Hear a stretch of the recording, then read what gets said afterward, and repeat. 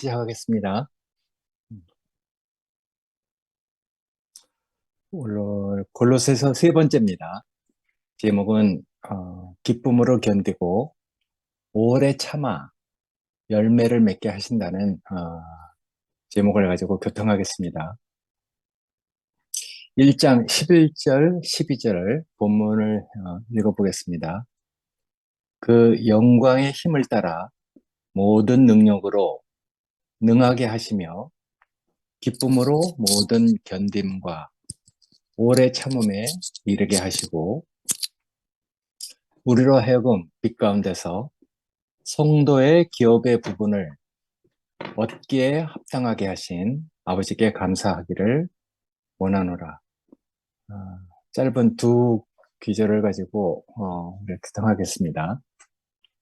바울은 자신과 그 동료들을 위해서 골로새 형제들이 많은 관심과 사랑을 보내주고 있다는 에바브라의 말을 듣고 그 형제들을 위해서 골로새에 있는 형제들을 위해서 그날부터 기도를 하고 간구하기 시작했습니다. 9절에 그렇게 써 있죠. 이로써 우리도 듣던 날부터 너희를 위하여 기도하기를 그치지 않고 구했다. 이렇게 얘기했습니다. 무엇을 구했는지 여기 기도로 이야기하고 있거든요. 한 번도 골로새 형제들은 가본 적도 없고 얼굴을 대면하지도 않았던 형제들이죠. 그렇지만은 그 형제들에 대해서 그리스도에 대한 이해가 아주 풍성하게, 부유하게 이르러서 그 마음과 생각에서 그들이 그리스도를 믿고 그 어려운 가운데 있음에도 불구하고 그런 환경에 상관없이 위로와 안심이 되도록 마음을 다해서 그들을 위해서 기도를 했습니다. 형제를 위해서 하는 기도의 그 최대 목적은 하나님의 뜻을 알도록 강구해 주는 것이죠. 대개의 경우 다른 기도는 몰라도 어, 그런 기도, 형제를 위한 기도, 하나님 나라를 위한 기도, 이런 기도는 하나님이 잊어버리지 않으시고 그때에 맞춰서 그 상황에 그 은혜가 되도록 항상 빛을 비춰주시고 알려주시죠. 나를 위한 기도가 아니고 내 사정에 귀를 기울여 주십시오. 이렇게 간구하는 기도가 아니고 또 내가 원하는 생각대로 어떤 일이 이루어지게 해 주옵소서. 이런 기도를 하는 것이 아니잖아요. 먼저 너희는 그의 나라와 그 의를 구하라. 이런 말이 있듯이 교회 형제들을 위해서 그들이 하나님을 아는 그 인식이 부유해지고 풍성해질 수 있도록 하나님께서 그들에게 은혜를 베풀기 원하는 그런 기도를 하는 것이거든요. 몸된 형제를 위해서 기도하는 공과를 배우는 것은 우리한테 매우 정말 귀중한 것이죠. 여기 보면은 다른 성경에서도 있지만은 보기 드문 성도를 위한 기도의 그 진수를 우리에게 이렇게 다 비춰주고 있어요. 그것은 아까 말씀드렸듯이 하나님의 뜻을 분명히 알고 그 뜻을 행할 힘을 구하도록 간구하는 것이거든요.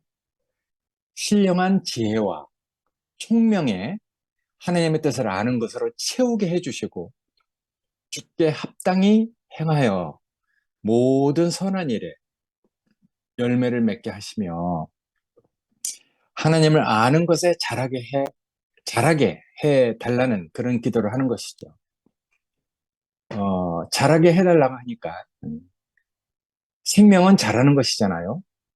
옛날에 그 어, 충북 영동에서 CCC 간사였을 때 목사님이 그때 집회를 하셔서 생명은 잘한다는 그런 말을 듣고 춘천 형제들이 이렇게 그 말을 듣고 이렇게 대거 내려오게 됐죠. 잘한다. 누구나 다 아는 얘기잖아요. 열매를 맺도록 자라가는 것은 생명의 현상이죠. 살아있다는 것은 다 머리가 있고, 어, 자라고 열매를 맺는 것이 당연한 일이잖아요. 그리스도는 생명이시니까, 인격이시니까, 살아있는 것이니까 열매를 맺고 자라가는 것이죠. 그리스도가 그 장성에서 그 뭐 열매를 맺는 이런 데까지 그 자라면은 우리에게 그 알려 있듯이 성령의 9가지 열매 음, 다 보이지는 않지만은 그것이 없으면 인간이 뭐 때문에 살아가나 할 정도로 귀한 인격의 여러 부분을 이야기하고 있잖아요. 사랑과 희락과 화평과 오래 참음과 온유와 자비와 절제와 뭐 충성과 양성 뭐 이런 것들인데 어쨌든 보이지 않지만은 보이는 것보다 더 중요한 우리가 살아가는 어떤 그 가치관을 얘기하는 것이죠. 그러니까 인생은 그런 그리스도 안에서만 정말 향기로운 인격의 열매를 맺고 자라는 것이죠. 뭐 꼭 거기만 뭐 다라고 할 수 있느냐 이렇게 얘기하는 사람도 있는데 어, 다른 데서도 세상에서도 뭐 이렇게 존경할 만한 그런 인격이 왜 없겠습니까? 있는데 문제는 하나님께 영광이 되느냐 안 되느냐 그 차이입니다. 세상에서의 영광 그렇게 훌륭한 것들은 대부분 노력을 통해서 뭔가 이렇게 쌓아 올려서 된 것이잖아요. 근데 그게 이제 뭐 무시되거나 이러면은 바로 자기 의의가 나오는 것이죠. 근데 하나님께서 우리에게 생명을 주시고 그 향기로운 성령의 열매가 이렇게 그 나타나는 것은 은혜가 바탕이 돼서 나타나는 것이기 때문에 결코 자기 의의가 될 수 없습니다. 그러니까 나중에 그 결과가 다른 것이죠. 하나는 은혜가 바탕이 돼서 자기 의의가 될 수 없고 하나님의 찬송이 되는 것이고 하나는 결국 세상의 영광이 되어버리는 것이죠. 그러니까 세상의 영광과 하나님의 영광은 길이 다르잖아요. 그러니까 죽어 있는 것은 아무리 커도 열매가 하나님이 기뻐하시는 그 열매를 맺을 수가 없는 것이죠. 열매는 살아있는 것에서만 열리죠. 그러니까 그리스도는 우리에게 생명을 주신 분이니까 그리스도가 뭐 그런지 안 그런지 어떻게 하느냐? 그건 우리가 증명이 돼야 되잖아요. 나한테 와서 내 생명이 됐다면은 다른 사람이 뭐라 해도 나에게는 그 그리스도가 살아있는 인격, 내가 그것이 없으면은 살아갈 어떤 의미가 없는 정말 그것 때문에 살아가는 그것이 이제 우리에게 생명이잖아요. 그러니까 선악을 아는 지식으로는 열매를 맺을 수가 없습니다. 우리가 그런 데서 다 살다가 구원받아서 온 사람들이잖아요. 그러니까 인생은 그리스도 안에서만 향기 있는 인격의 열매를 맺고 자라갑니다.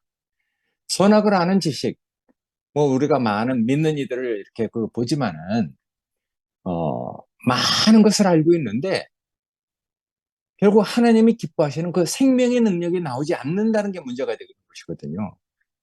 아는 거야 뭐 우리보다 더 많이 알고 있고 이렇게 저렇게 얼마나 많은 그 지식으로 얘기를 하고 있습니까? 객관적으로 보편적으로 그분들이 얘기하는 게 다 맞습니다. 우리는 그 옳은 정말 맞는 그 객관적인 그런 말씀을 들으면서 우리가 더 겸손을 배워가는 것이고 그렇지만은 하나님이 우리에게 주신 그 생명의 길로 이끌려가는 거는 그런 거하고 다르니까 그럴지라도 어떤 것들을 우리가 무시하지 않고 그런 객관적인 것이 틀린 것은 아니니까 그런 걸 통해서 우리가 더 겸손을 배우고 주님을 따라간다면은 얼마나 그 모든 것이 다 합력해서 선을 이룰 수 있겠습니까? 그러니까 우리가 다 경험해서 뭐 여러 가지 얘기를 할 수 없지만은 죽은 것은 아무리 커도 뭐 네피림처럼 세상에 뭐 영광이 돼도 열매를 맺을 수 없는 것이죠. 음, 그러니까 관점이 다른 것이죠. 세상에서 영광이라고 얘기하는 그 열매와 하나님이 기뻐 받으실 만한 그런 열매는 그 다른 것이거든요. 그래서 골로새 형제들이 에바브라에게 받은 그 복음은 교리가 아니라 그리스도 자신 그 생명을 받은 것이잖아요. 그러니까 머리가 없는 죽은 교리를 지식을 받은 게 아니죠. 자라서 열매를 맺는 복음을 받은 것이잖아요. 그거는 뭐 어떻게 증명할 길이 없어. 우리 자신 안에서 우리 자신으로 증거되지 않으면은 아무 소용이 없는 것이죠. 그러니까 뭐 객관적으로 이렇게 맞다 틀리다 이렇게 할 수 없는 것이니까요. 나한테 나한테 생명이 되고 나한테 구원이 되면 되는 것이죠. 그러니까 자기 자신이 증거가 되지 않으면 안 되는 그것이 이제 생명의 세계란 말이에요. 거기도 그렇게 써 있잖아요. 이 복음이 이미 너희에게 이름에 너희가 듣고 참으로 하나님의 은혜를 깨달은 날부터 너희 중에서와 같이 온 천하에서도 열매를 맺어 자라는도다. 이렇게 얘기를 하고 있어요. 그 당시 아시아에 뭐 복음이 쫙 퍼져나가고 있었으니까 500의 형제에게 일시에 나타나는 그 놀라운 오순절의 정말 어떤 것을 경험한 형제들 이건 세상에 없는 것이잖아요. 어, 그러니까 새로운 세계를 열어가는 어, 오순절의 그 사건을 경험한 형제들이 아시아에 퍼졌단 말이에요. 그래서 어떤 형제들은 바울이 그렇게 얘기해요. 나보다 먼저 그리스도 안에 있었던 형제들이다. 이렇게까지 얘기를 하거든요. 그러니까 복음은 온천에서 퍼져서 자라는 것이죠. 그러니까 복음은 그리스도 자신입니다. 우리에게 생명이 되신 그리스도. 온 천하에서도 생명을 맺고 자라고 있고 또 우리 안에서도 열매를 맺어서 자라고 있잖아요. 근데 온 천하에서 열매를 맺고 자라는지 우리는 뭐 온 천하를 다 돌아다니지 않았으니까 잘 모릅니다. 그렇지만 내가 사는 그 영역 안에서 우리가 충분하게 이 온천하라는 그런 어떤 상징적인 것을 이해가 될 수 있도록 하나님은 그런 사람들을 연결시켜서 우리에게 기쁨이 되도록 그렇게 공급해 주시잖아요. 그런 일에 이제 앞장서서 일을 하는 형제가 여기 진호하고 이제 영식이 형제 또 저기 우리 영림 자매하고 또 그 형제들이죠. 그러니까 정말 앞으로 뭐 이런 온 천하에서 정말 하나님이 없으면 안 되는 그런 사람들과 연결돼서 우리가 더욱더 하나님의 은혜를 누리기 원합니다. 그러니까 신령한 지혜와 총명에 하나님의 뜻을 아는 것으로 채우게 하시고 주께 합당히 행하여 선한 일에 열매를 맺게 하시며 하나님을 아는 것에 잘하게 하시고 이런 기도를 하잖아요. 그러니까 골로새 교회는 생명의 능력을 발휘하지 못하는 헛된 성경 지식과 교리를 받은 게 아니죠. 생명을 받은 것이니까. 여기 신령한 지혜라는 말이 나오잖아요. 신령한 지혜. 그게 나중에 이제 우리한테 이렇게 어떤 작용을 일으켜서 우리한테 총명이 되는 것이죠. 신령한 지혜, 그 소피아라는 말은 그리스어잖아요. 거기서 이제 유래된 말인데 지혜, 지식, 총명함을 의미합니다. 기독교 안에서는 소피아가 신의 지혜를 의인화된 신의 지혜는 우리가 잘 모르지만은 그게 하여튼 인격으로 나타나는 어떤 개념으로 사용합니다. 그리고 현대에서는 지혜와 통찰력을 상징하는 이름으로 많이 쓰이죠. 통찰력 있는 신의 지혜를 의인화된 개념으로 말씀이 육체가 된 그런 개념으로 사용하는 것이니까 하나님의 뜻을 아는 지혜가 있고 하나님의 뜻을 아는 인격이라면은 당연히 그 사람이 아는 것만큼 합당하게 행하지 않겠습니까? 그게 이제 정말 당연한 것이죠. 인격이 그러면은 인격이 그런 인격이라면은 당연히 그런 행실이 나오는 게 너무나 당연한 것이잖아요. 그러니까 말하고 사람하고 겉도는 게 아니라 그 사람의 인격만큼 행하는 것이니까, 삶을 살아가는 것이니까. 그래서 주께 합당히 행하여 범사에 기쁘게 하시고, 바울은 그 골로새 형제들이 하나님의 뜻에 적합한 그런 생활을 하도록 기도를 하고 있습니다. 율법이나 그리스도에 대한 그 객관적인 성경 지식이나 기준이나 교리를 가지고 해나가지 가지 않습니다. 그런 것들은 우리를 답답하게 하죠. 말은 틀린 게 아닌데 그런 어떤 지식이나 율법적인 잣대를 가지고 이렇게 하면은 생명은 늘 제한을 받잖아요. 억압을 받는 것이죠. 요번에 그 뭐야 김찬재 그 목사님이 와서 제일 어렵다고 하시고 놀랍다고 한 것이 바로 그런 것입니다. 우리가 웬만하면 사람을 만지지 않잖아요. 하나님이 그 사람에게 행한 그 하나님의 일이 그 사람을 통해서 어떻게 나타날지 그걸 우리가 지켜보는 것이 우리에게 은혜가 되고 기쁨이 된단 말이에요. 그 일은 하나님의 그 찬송하는 찬송거리가 되는 것이죠. 사람의 손을 만져서 손을 대면은 결국 그 사람이 인도자라면은 그 사람의 손댄 만큼의 교회, 예, 그 사람의 어떤 생각으로 이렇게 그 만진 그런 교회가 나오는 것이죠. 근데 우리는 그런 교회가 아니란 말이에요. 목자는 그냥 양들이 푸른 초장에서 하나님의 말씀을 듣고 그 잘할 수 있도록 하나님의 말씀만 공급하면 되는 것이거든요. 잘하게 하는 건 하나님이시니까요.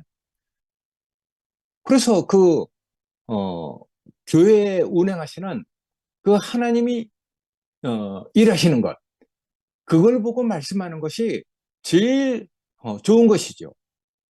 거기는 너무 풍성한 것이 많아요. 어, 그리고 하나님 하시는 일을 우리가 그 찬송할 수 있는 것이니까.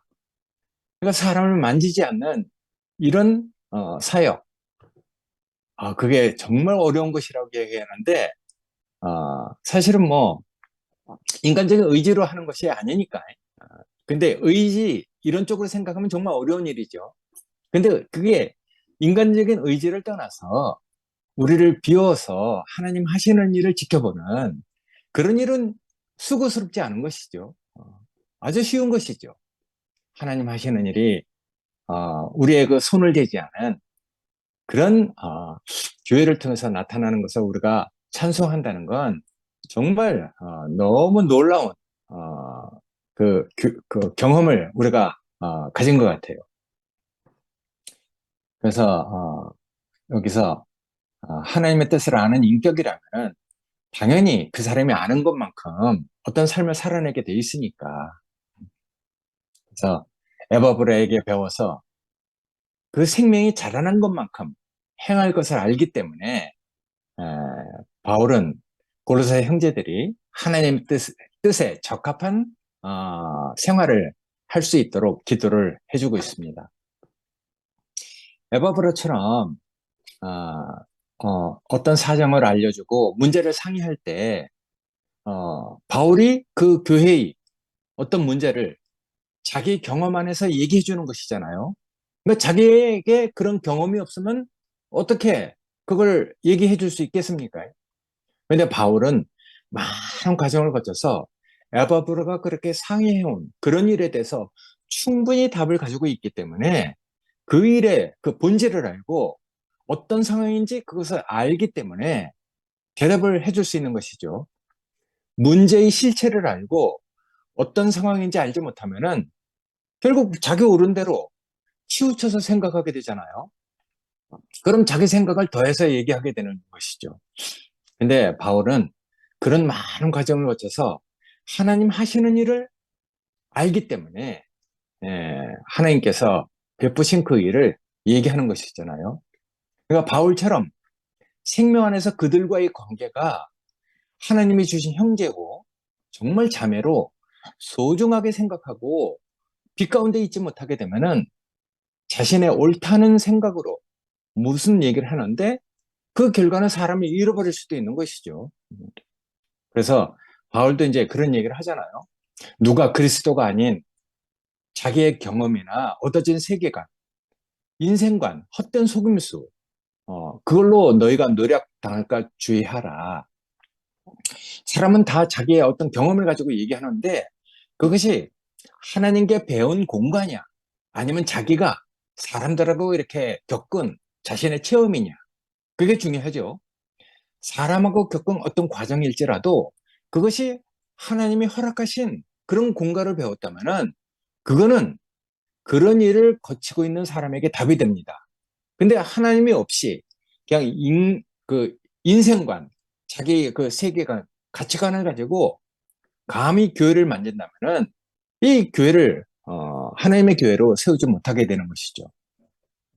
그러니까 우리가 이런 것들을 정말 조심해야 되고 세상의 초등학문을 쫓는 것이고 그리스도를 쫓는 것이 아니다 하고 이제 바울은 정말 조심스럽게 이렇게 얘기를 하고 있잖아요. 그렇게 얘기합니다. 그 영광의 힘을 쫓아서 모든 능력으로 능하게 하시고 기쁨으로 모든 견딤과 오래 참음에 이르게 해달라는 기도를 하고 있거든요. 영광의 힘을 쫓았다 이렇게 얘기하는데 여기서 영광은 하나님 자신을 가리키죠. 영광을 쫓아서 어떤 일을 행한 그 그리스도, 그 그리스도가 무슨 일을 했는지, 무엇을 능하게 했는지 그 일을 지금 얘기하는 것이잖아요. 하나님을 쫓은 그리스도께서 위임받아서 어떤 일을 하신 그 일을 얘기하고 있는 것이죠. 하나님이 영광인지 그분이 능력이신지 아닌지는 어떻게 알겠습니까? 그건 자신이 흑암의 권세에서 건져내어져서 사랑의 아들의 나라로 옮겨졌을 때 그분의 능력을 알게 됩니다. 자기가 구원받은 사실이 없으면은 하나님이 자기에게 생명의 능력이 되시는 분인지 아닌지는 모르는 것이거든요. 어느 누구도 우리에게 생명을 줄 수 있고 우리 생명을 살아내게 할 수 있는 사람은 아무도 없어요. 오직 하나님만 그렇게 하실 수 있는 것이거든요. 그러니까 그걸 아는 사람은 하나님이 능력이 되시는 분이라는 걸 아는 것이죠. 나에게 생명을 주신 그런 분이라는 걸 알게 되죠. 그래서 우리가 그리스도로 치유되고 우리 생명이 하나님의 뜻을 아는 것으로 채워지면은 그리고 또 강건하게 이렇게 자라면서 정말 자란 만큼 하나님이 능력이신 것을 알게 되는 것이죠. 자란 만큼 하나님께 대한 신뢰가 생기잖아요. 그게 믿음이죠. 음, 그러니까 믿음은 신념이 아니고 하나님에 대한 신뢰란 말이에요. 그건 이제 자란 만큼 음, 그런 믿음을 갖게 되는 것이니까. 그래서 생명이신 그리스도로 자라서 환경을 지배하는 능력을 우리가 이렇게 갖게 되는데 어, 하여튼 인생은 머리이신 그리스도 안에서만 성장이 있습니다. 인격에 그 자라는 것이 있거든요. 머리가 있는 것은 자라나는 것이죠. 생명은 다 연결되어 있으니까. 죽음이라는 것은 다 끊어져 있다, 단절되어 있다, 이런 것을 얘기해요. 우리가 죽으면은 다 나눠지잖아요. 열은 열대로. 흙으로 돌아갈 건 흙으로 돌아가고, 또 물은 물대로 다 분리가 됩니다. 그러니까 죽으면 다 이렇게 그 분리가 되는 것이죠. 근데 살아있는 것은 다 연결됩니다. 그러니까 모든 생명은 연결된 힘을 쫓아서 어떤 일이 이루어지거든요. 연결되어 있을 때면은 인격이라는 열매를 맺고 자라갈 수 있는 것이니까. 성경에 그런 예가 있잖아요. 나는 포도나무요. 너희는 가지다. 그가 내 안에, 내가 그 안에 거하면은 사람이 열매를 맺어서, 그 열매를 맺어서, 좋은 것을 얻게 된다. 그러니까 너희가 나를 떠나서는 아무것도 할 수 없습니다. 하고 요한복음은 얘기하고 있어요. 그래서 포도나무처럼 그 생명 안에서는 목표가 있잖아요. 열매를 향한 목표가 있고 완성을 위한 목표가 있는 것이죠. 시작이 있고 완성이 있고 개체이지만 연합이 되고 부족하지만 건축이 됩니다. 그러니까 포도나무 같은 경우는 뭐 건축의 재료로 잘 쓸 수 없는 나무라 하잖아요. 그런데도 하여튼 성경에서 얘기하는 기쁨을 더하게 하는 그런 재료로 쓰이고 있단 말이에요. 포도로 이렇게 열매 맺지만은 그것이 또 그 으깨지고 밟혀서 포도주가 될 때는 잔치집에 그 기쁨을 더하게 하는 그 포도주로, 노아가 부활의 어떤 기쁨에 취한 그 포도주로 그렇게 그 상징적으로 쓰여지는 것이죠. 그러니까 어쨌든 이렇게 연결돼 있고 아름다운 열매를 맺어가는 것은 다 목표가 있고 완성이 있는 것이니까. 그러니까 복음의 목표는 만물을 충만케 하는 그리스도. 그리스도가 우리 인생의 목표가 되는 것이죠. 그러니까 그건 인격이시니까. 하나님의 인격이시라는 것이 정말 너무 좋습니다. 그래서 이 그리스도의 장성한 분량을 따라서 성령의 열매를 맺게 하는 것. 그게 이제 복음의 목표니까. 그러니까 성령의 열매를 맺는 그 아름다운 인격. 그러니까 그런 인격을 보면 우리가 다 가까이 하고 싶잖아요. 그래서 그리스도와 연결된 그 영광의 힘을 쫓아서 어떤 일이 이루어진다는 것을 말하고 있는 것이죠. 하나님과 연결되어서 위임받은 그리스도께서 우리에게 하신 일이 있잖아요. 인생으로 오셔서 모든 많은 일들을 견디시고 오래 참음으로 이루신 일, 그건 우리를 이제 빛 가운데 거하게 하시고 우리에게 성도의 기업의 몫을 분배해 주신 것이잖아요. 우리가 그분이 인생으로 오셔서 공생애를 사시고 그리고 또 십자가로 가시고 부활하셔서 하늘 보좌 우편에 앉으시고 또다시 우리에게 생명 주러 오시는 그런 영으로 하여튼 그분의 그 전 과정을 우리가 아는 것이 중요하죠. 그러니까 우리가 이제 그런 것들을 안다면은 우린 그분이 우리에게 분배해주고 싶은 우리의 몫을 알게 되는 것이죠. 그 몫은 결국은 그리스도고 인격이죠. 근데 이런 인격은 우리가 빛 가운데 있을 때 얻을 수 있는 것이잖아요. 절망과 사망 속에 빠져 있다면은 성도의 기업을 그 몫으로 받을 수가 없어요. 기업이라는 것은 내가 그걸 의지해서 그걸 사용해서 내가 살아가는 중요한 것이잖아요. 그러니까 그 인격은 우리가 살아갈 수 있는 그 바탕이 되는 것이죠. 그러니까 애굽의 포로가 되어 있을 때나 뭐 집 나간 탕자 그런 상황에 있을 때는 빛 가운데 있는 것이 아니니까 어, 그런 기업의 몫을 받을 수가 없습니다. 그때는 그런 걸 줘도 소용이 없는 것이죠. 아버지 기업을 몫을 받을 수 없으니까 그때는 주어도 소용이 없습니다. 주어도 다 낭비가 되는 것이거든요. 그러니까 이런 일은 우리가 이제 구원을 받아서 빛 가운데 있을 때 그리스도 안에 거할 때만 가능한 일이잖아요. 하여튼 그런 일이 이루어지도록 하나님은 절망과 사망 가운데 있는 우리를 구원할 수 있는 때가 차도록 오래 참음으로 견디고 기다려 주셨잖아요. 그것이 이제 하나님의 사랑이죠. 그러니까 사랑은 우리가 아는 그 기독교에서 말하는 예수의 사랑, 그게 뭐 아니라는 얘기가 아니고 더 깊은 그 본질적인 곳으로 이렇게 가보면은 사랑은 사실은 오랫동안 괴로움을 참는 거예요. 견디는 것이거든요. 그러니까 여기 써 있듯이 charity suffereth long이라고 이렇게 써 있어요. 그러니까 사랑은 오래 괴로움을 견디는 것이다. 이렇게 그 얘기했는데 얘가 있잖아요. 애굽에 그 포로된 그 이스라엘 백성이 그 정말 그 심한 고역으로 그들의 그 하나님을 부르짖는 소리가 하늘에 상달될 때까지 하나님 기다리시는 것이거든요. 음, 그러니까 그런 고통의 때가 찰 때까지 기다리지 않으면은 이 애굽 백성은 애굽으로 포로로 잡혀가 있는 백성들은 빠져나가려고 하지 않아. 왜냐면 애굽이 너무 좋으니까. 애굽은 없는 것이 없잖아요. 모든 것이 다 있는 것이니까. 근데 이제 그들이 고된 노동으로 인해서 부르짖는 소리가 하나님께 상달이 됐을 때 하나님이 이제 그들의 그 고통 소리를 들으시고 그때 이제 구원의 때가 온 줄을 알고 어떤 일을 하시잖아요. 아브라함과 이삭과 야곱에게 세운 그 언약을 생각하시고 여호와께서 이제 그렇게 말씀하신단 말이에요. 내가 애굽에 있는 내 백성의 고통 소리를 들었다. 그들이 그들의 감독자로 말미암아 부르짖는 소리를 내가 들었다. 그 근심을 내가 알게 됐다. 이렇게 하고 이제 모세라는 한 사람을 준비해서 그들을 이렇게 구해내려고 하는 것이잖아요.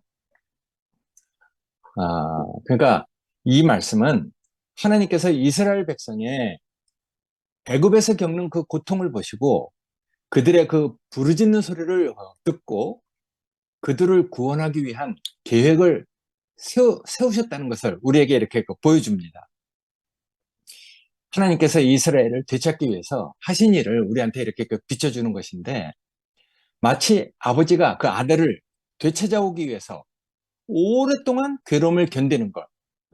그게 이제 사랑과 신실함이시잖아요. 그리고 이제 그 언약을 성취하시는 것을 나타내는 중요한 규절인데 마치 집 나간 그 탕자가 이제나 돌아올까 저제나 돌아올까 언제 문을 와서 두드릴까 문을 두드리길 기다리는 그 아버지 마음은 견디는 거란 말이에요. 오래 참는 것이죠. 죽지만 않으면 된다. 결국 때가 올 것이다. 그러니까 오랫동안 괴로움을 견디고 기다리는 그 아버지의 심정, 그게 사랑이거든요.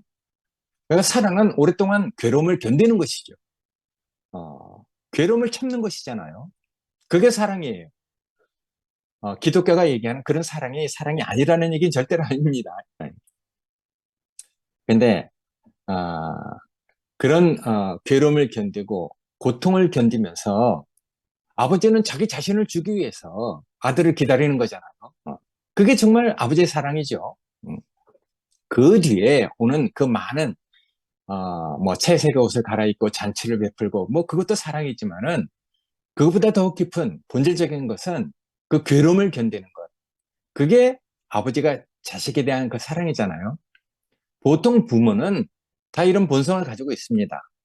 자식을 위해서 자기가 견디고 괴로움을 참는 그것이 사랑이니까요.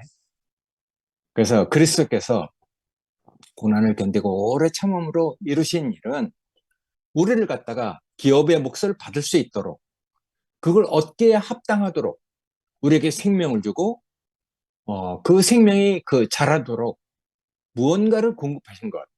그것이 이제 우리에게 하신 그분의 놀라운 사역이죠. 그래서 하나님을 아는 것에 자라도록 양육하고 선한 일의 열매를 맺도록 하신 일. 그게 이제 그리스도께서 우리에게 하신 일이잖아요. 음. 여기 성도의 그 기업, 그 분깃, 그걸 몫이라고 얘기하는데, 아, 아버지의 어떤 것을 우리가 유산으로 분배받을 수 있도록 나누어 받은 것이죠. 그게 결국은 아버지가 돌아온 탕자에게 자기 자신을 주려고 했던 것처럼 그건 하나님 자신이잖아요.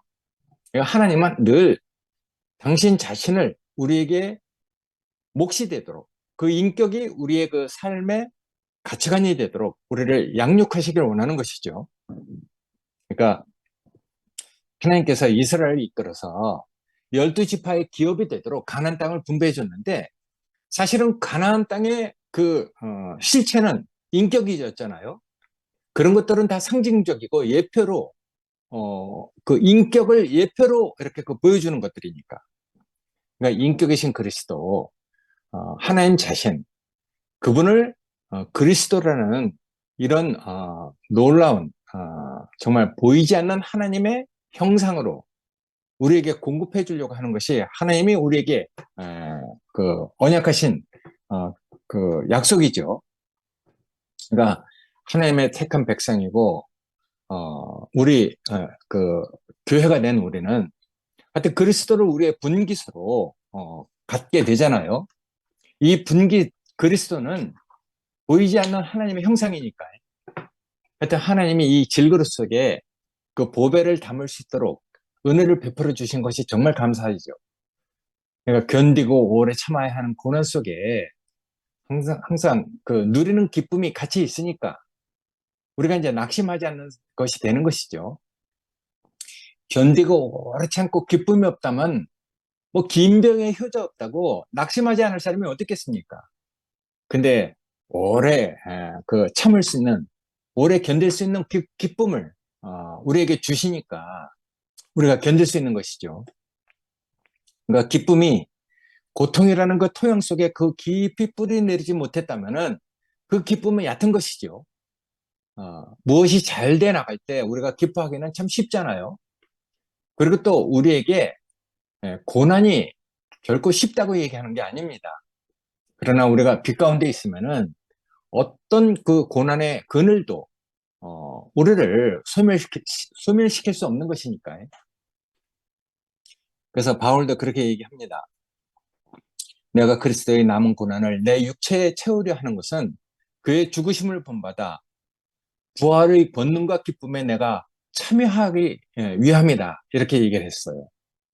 그러니까 이 고난은 끝없이 뭐 영속적으로 뭐 있는 것이 아니고 그거는 이제 부활의 권능과 승리로 인해서 소멸된다는 것을 전제로 얘기하는 것이거든요.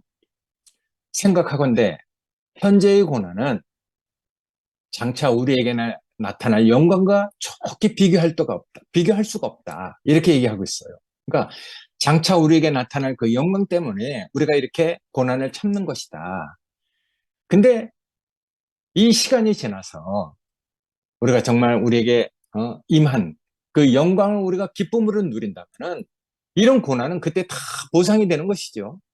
그런 고난이 없으면 비례해서 그런 기쁨이 우리에게 얻어질 수 없는 것 같아요. 그러니까 하나님이 우리를 아시고 그 모든 것을 허락하시고 시험하신 것이 우리에겐 다 이유를 알 수 없지만은 나중에 알게 되면은 그것이 다 하나님의 그 깊은 뜻이라고 우리가 이해를 하게 된단 말이에요. 그러니까 바울도 이제 그런 얘기를 하면서 하나님 자녀로서 겪는 현재의 고난이 장차 올 영광과 비교할 수가 없다. 그건 얼마나 크고 놀라운 것인지 견뎌라 이렇게 얘기를 하는 것이거든요. 그러니까 고난 안에서 소망을 가지라는 그런 메시지를 우리에게 전해주고 있는 것이죠. 고난 중에서도 장차 나타날 그 영광 그런 것에 대한 그 믿음을 가지고 하나님의 약속을 바라보라는 격려의 말씀을 우리에게 해주고 있는 것이죠. 그런 체험이 없으면은 어떻게 그렇게 살아있는 격려를 할 수 있겠습니까? 정말 위로가 되는 격려죠. 그러니까 어떤 상황이나 하여튼 하나님이 허락하신 것에 대해서 절망감을 갖지 않도록 아버지께 감사하기를 원한다 하면서 그 형제들을 위해서 기도하잖아요. 그러니까 사람이 그런 인격이니까 그런 것을 다 경험한 사람이니까 골로새 형제들에게 실질적으로 위로가 될 수 있는 뭔가 그 일이 이루어질 수 있는 기도를 해주는 것이죠. 하여튼 그런 것들 볼 때 우리에게도 그런 상황이나 어떤 그 사람을 통해서 겪는 어떤 그런 고난 이런 것들이 많이 있지만은 하여튼 우리에게서 빼앗아 갈 수 없는 하나님의 그 위로와 기쁨을 우리에게 늘 이렇게 주셨으니까 그런 위로와 그 기쁨 때문에 우리가 그 정말 혼란과 어려움과 그 고난을 우리가 다 이렇게 견뎌온 것이죠. 하나님은 늘 그런 분이신 것 같아요. 그 고난을 우리에게 허락하셨을 때 그 고난을 능히 견딜 수 있는 당신 자신을 우리에게 공급해 주시고 그것이 우리한테 또다시 기쁨이 돼서 그 어려움과 고통을 견뎌나갈 수 있는 그런 사람으로 우리를 이끌어 가시니까 우리가 아시는 것이죠. 그런 환경을 거치지 않으면은 우리가 그런 기쁨을 가질 수 없고 하나님을 찬송할 수 없다는 것을 잘 아시기 때문에 하나님께서 모든 것을 다 허락하시는 것 같습니다. 하여튼 이런 환경과 사람에 대해서 우리가 실족하지 않고 늘 하나님을 따르고 생명의 길을 갈 수 있다는 것, 어, 그리고 또 그 안에서 우리에게 성도의 분깃을 주시는 주님이 계시다는 게 너무 하여튼 감사하다는 생각이 들었습니다. 감사합니다.